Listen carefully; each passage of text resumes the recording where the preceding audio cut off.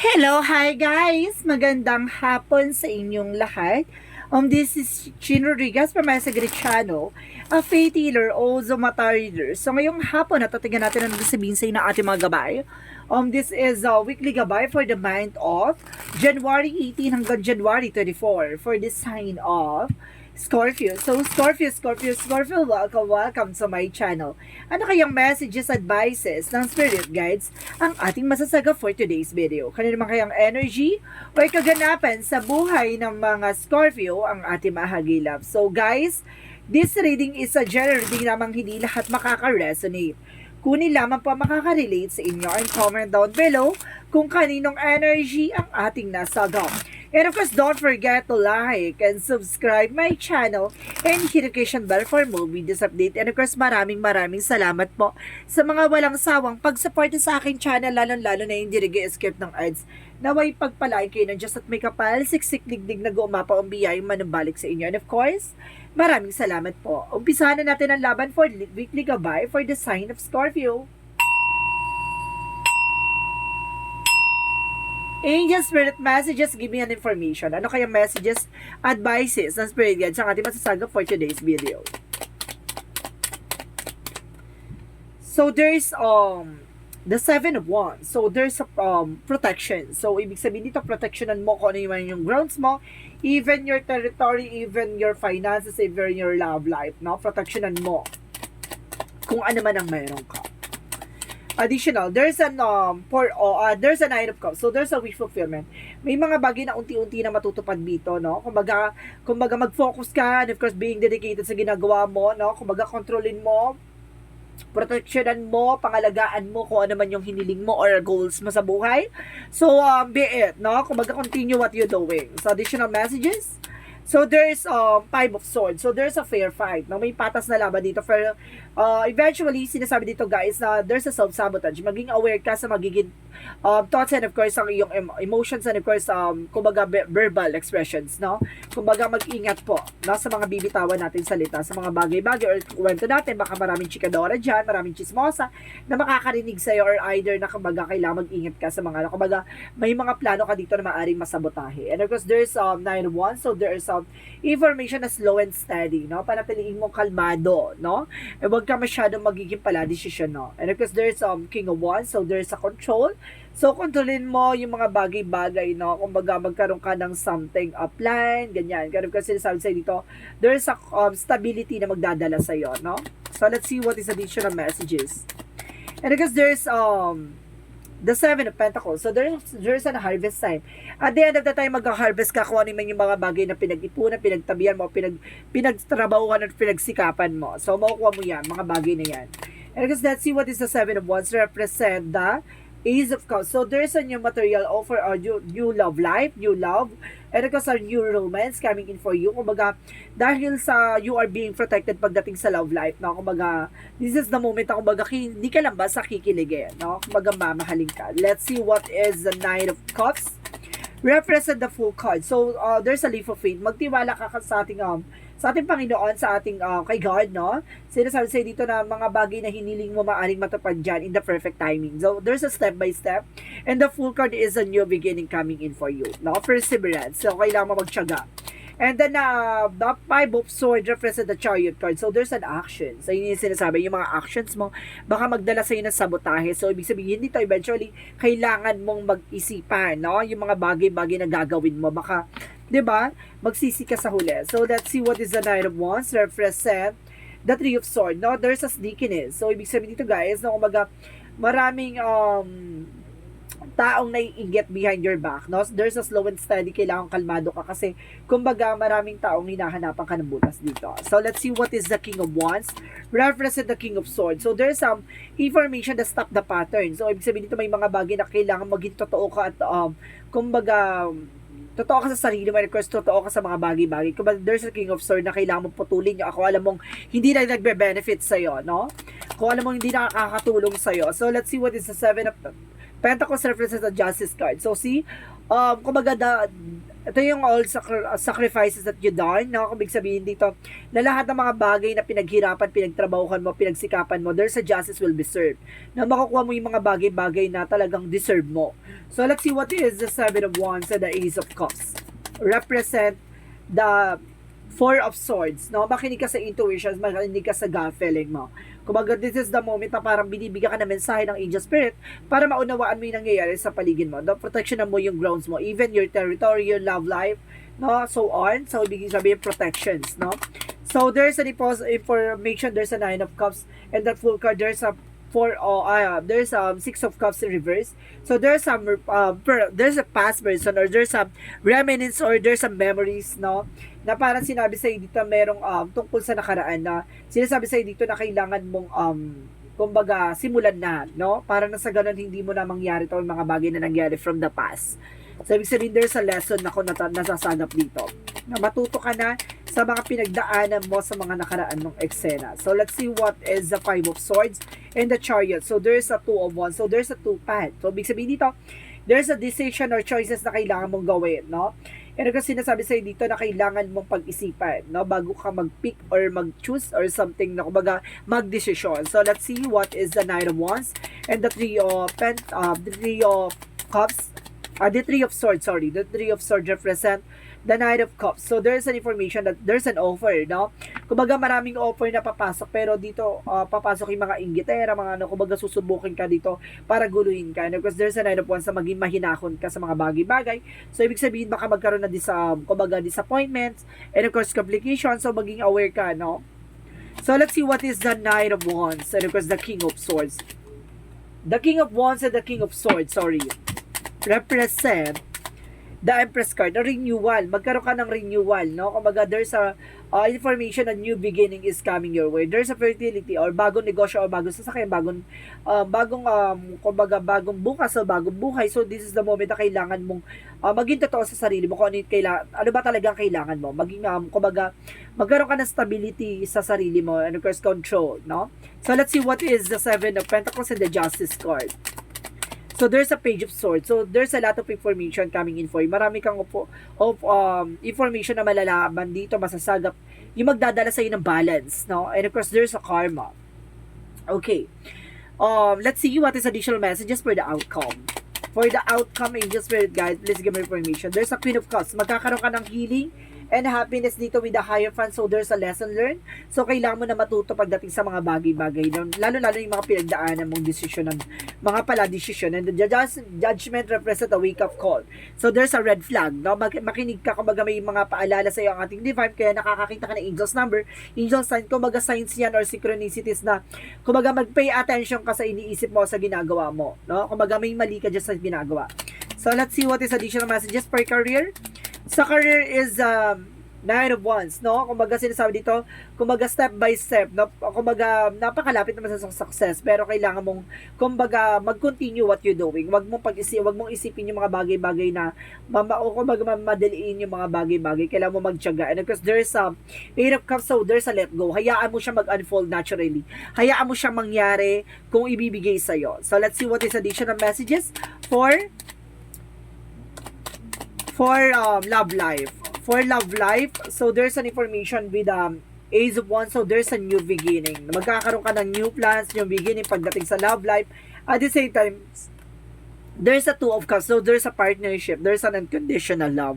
So pagdating sa love life, it's pasado ka dito, no? Talagang, diba, pinagbuklod at pinagsama kayo ng tadhana, that because, kumbaga, may mga pinagdaanan kayong, kumbaga, pinagsaluhan, no, sa hirap at ginawa. Ganon. So, let's see what is additional messages for health. Sa health naman, additional messages.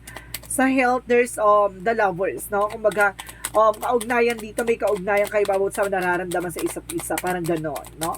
Kumbaga, kailangan yung magkaroon ng collaborations. And there's a magician. May gumagawa sa inyo ng magic, sa inyong dalawa ng inyong person, no? Kumbaga, nag-chachalit-chalitan na kayo sa mga nararamdaman. So, ibig sabihin dito, possible na may gumagawa ng black magic sa inyong dalawa na person mo. No, there's a lovers. Maaaring ginagawa yung may person mo, or maaaring ginagawa mo, or something na ginagawa kayo ng black magic involved. Maraming inggitera. So, there's a Six of Cups dito, maaaring this is the past person or there's a relatives na mag-ingat. Nako. Huwag magtitiwala basta-basta. Ang ahas ay ahas. Ang traidor ay traidor.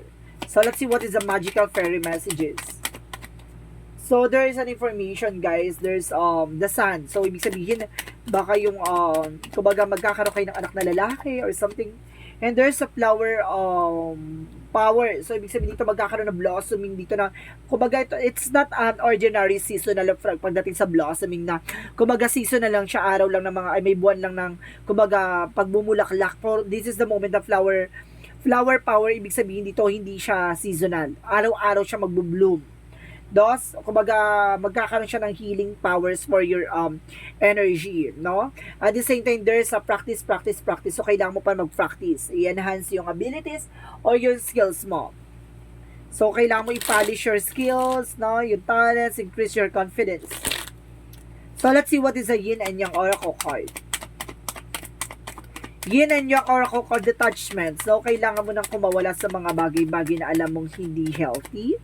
At the same time, there's an assessor, ginagabayan ka ng iyong mga mahal sa buhay na yumao. And there's a purpose. Malalaman mo yung life purpose mo dito. At the same time, there's ego. Alisin mo yung, kumbaga, yung luho, walang katuturang bagay. Unahin mo yung mga may kapaki-pakinabang. So, let's see what is additional messages for Archangel Raphael. Archangel Raphael messages.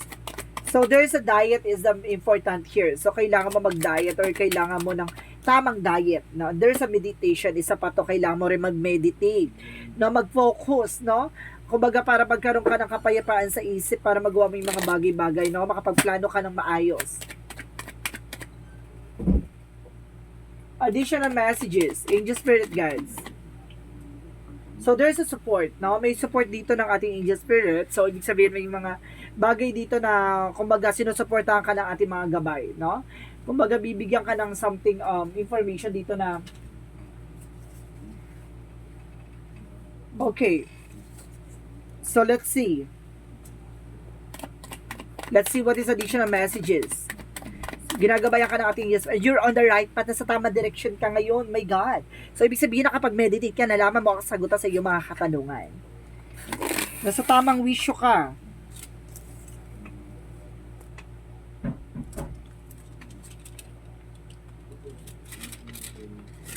So, let's see, guys, now what is the angel's messages?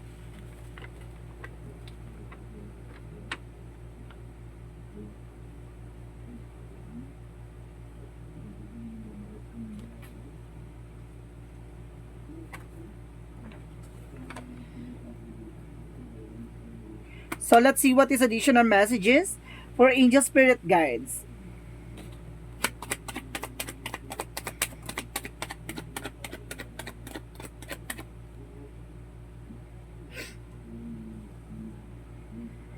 So, there is a breath of the cosmos. So, ibig sabihin, hayaan mo mangyari yung mga bagay na dapat mangyari. No? Unfold it naturally. So, ibig sabihin, sinusuportahan ka ng ating angel spirit and you are on the right path. Nalaman mo, natuklasan mo yung mga bagay-bagay. So, it's the moment na parang, kumbaga, marami kang tanong sa sarili mo na, kumbaga, ngayon, unti-unti na nasasagot, no? Kumbaga, may mga bagay na wag mong pinipressure yung sarili mo, hayaan mo siya mangyari. At the same time, there's an innocence. May mga bagay siguro na hindi ka pa natutuklasan, may mga bagay na inosente ka pa, may mga bagay na parang bago pa lang to sa iyo itong eksena na to. And forgive yourself, you done nothing wrong. Patawarin mo yung sarili mo, wala kang ginawang mali. And you're on the right path, nasa tamang wisyo ka talaga. Nasa tamang, you're on the right path, double clarification, no? For Archangel Michael na to, ha? Galing na to kay Archangel Michael. And because there's an angel's messages na sinasabi talaga, nagdo-double clarification na you're on the right path. Nasa tamang direction ka. So, let's see what is additional messages. And there's an ipi. So, may humaharang. May sumusubok humarang ng eksena mo. And there's a perceptions. No? Baguhin mo yung perspective mo. Baguhin mo yung pananaw mo. Baguhin mo yung mindset mo. And there's an expansion. Palalawakin ang kaisipan mo. Pagpalawakin ang kaalaman mo.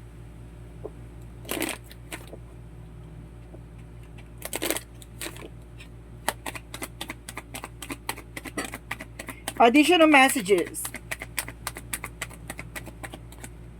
So there's an NB, no? Ibig sabihin, alisin mo yung ego and pride mo dito, no?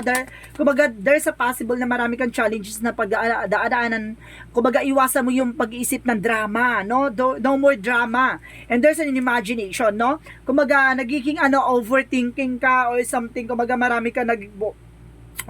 pumapasok sa imahinasyon mo. So there's a romance angels, represent what? Worth waiting for. So, ibig sabihin dito, kailangan mo mag-antay ng perfect timing. So, there's a religious factor. So, ibig sabihin dito talagang may kaugnayan ng ang love life career mo about sa spiritual. So, ibig sabihin dito, continue what you're doing. No dead man ka sa mga bagay-bagay. Hayaan mo siyang mangyari with God plans. So, let's see what is the Monsology. Kaya minsan, guys, makakaranas tayo ng something delays or something cancellation that because, kumbaga, may plano si God sa'yo. At the same time, there's a luck is in your side. So, see, yung swerte pumapabor sa'yo, siguro dahil may mga bagay na hindi nangyayari, kasi may mga bagay na ikasasama mo. So, this is the moment na parang nagkaroon ng delays or something information dito na maaring magdala sa'yo ng swerte, no? At the same time, there's a win-win outcome forecast. So, ipapanalo mo to. The luck is in your side and the win-win outcome forecast. So, kumbaga, may possible talaga na may swerteng, diba? Namamayagpag sa'yo. So, parang, kumbaga mapapansin mo, kaya pala ganito, hindi nakuha ko yung ganito kasi meron pa lang bago opportunity. Kaya pala hindi ko nakuha yung ganito kasi mapapahamak ako sa eksena. Siguro kung nabayaran ko or something, nakuha ko yun, siguro mapapahamak ako or something na sayang yung pinagtrabaho ko. Parang ganon. This is the moment na parang may mga ginagawang delays or plans si God na para sa'yo na hindi mo nakukuha. Not because may plano siyang maganda sa'yo. So, let's see what is the energy. So, inaalis ka niya sa makakasama sa iyo. There's a second chakra, Archangel Uriel, about sa finances. Tinutulungan ka nating Archangel Uriel about sa finances and the word refers at trouble. And babaguhin ang mundo mo talaga dito, guys, no? And because there's an indecision. So, magkakaroon ka ng indecision dito, pero kailangan mong mag-antay ng perfect timing. No? Pag-isipan, pagplanuhan at the same time, wag mo kumbaga i-set aside mo muna, basta continue muna yung mga bagay na ginagawa mo. And there's a shielding. See, I told you, pinaprotectionan ka, pinangangalagaan ka. And there's a creations, no? Talagang ginagawa sa iyo ni God yung mga bagay na alam niyang makakabuti sa iyo, no? Kini-create niya yung mga bagay na magandang kumbaga kay hinat na ng eksena mo. And there's a magic, a transformation. Dito na papasok yung magic eksena. So there's a got to believe in magic. My God, there's a transformation. Ito na ipapasok na pagbabago. Got to believe in magic. So let's see what is the Jesus loving quotes.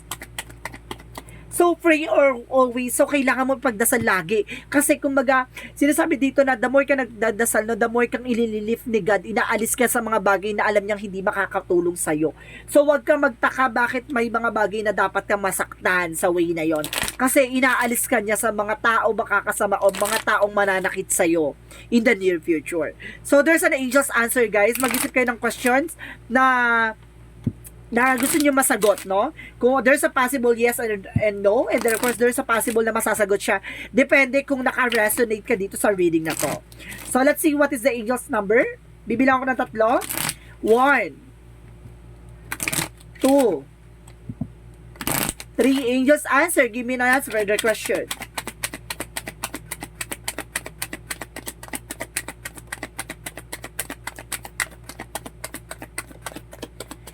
Ask for help from others. So, kailangan mo ng tulong ng ibang tao, no? At the same time, there's in the near future, nalalapit na yung, kumbaga, future mo. At the same time, within the next few months, sa mga susunod pang buwan. Diba? So, hindi mo pwedeng, kumbaga, wag mong pilitin yung mga bagay-bagay na hindi pa talaga dapat mangyari. So, let's see what is the angel's number. Angel's number represent 14, I am practical. So, this is the moment na kailangan mo maging practical. You're open-minded and always up to try something new, yet you are wise enough to stop and think before you jump into things. This is a pragmatic approach. Help ensure your time, attention to the effort are meaningful. So, see? Diba? Kumbaga, bago ka tumalo sa isang position or sa isang eksena, kumbaga siguraduhin mo munang safe yun. Kasi mamaya pagtalon mo sa isang eksena na yun, lumagapak ka hanggang baba. Ganon. Kumbaga, be aware sa mga tatapakan mong eksena. Ganon, maging practical ka. So, let's see what is the messages of life. So there's a together in the light. So sinasabi dito, I give things of all who enter my life. I understand what we are all exactly who and where are supposed to be and where contributes to each other. Personal growth, energy, every reaction someone draws from me is a gift of their sown to mine, meant to help me free me from my inner conflicts today. By focusing my own development rather than others, plus I become one of this divine. Diba? Ibig sabihin dito guys, kung magkakasama ka, no, magde-develop yung kaalaman mo, magde-develop ang spiritual mo, magde-develop yung knowledge mo, even your practicality and logical. No? Kumbaga ganon. Kumbaga, magiging ano ka dito, no? Magiging, kumbaga, aware ka sa mga bagay-bagay na mangyayari sa'yo. So, this is the moment, parang alam mo na yung magaganap. So, kailangan mo lang talagang sumabay sa agos ng eksena. So, this is the moment for weekly gabay for the month of January 18 hanggang January 24 for the sign of Scorpio. So, Scorpio, maraming salamat for your wonderful reading. So, this reading is a general reading lamang. Hindi lahat makaka-resonate. Kunin lamang pa makaka-relate sa inyo and comment down below kung kaninong energy ang ating nasagap. And of course, don't forget to like and subscribe my channel and hit notification bell for more videos update. And of course, maraming salamat po sa mga walang sawang pagsuporta sa aking channel, lalo na hindi nag-skip ng ads. Naway pagpalain kayo na Diyos at may kapalisiksik liglig na umapaw manambalik sa inyo. And of course, guys, maraming salamat po and see you in the next video. Bye-bye and babush!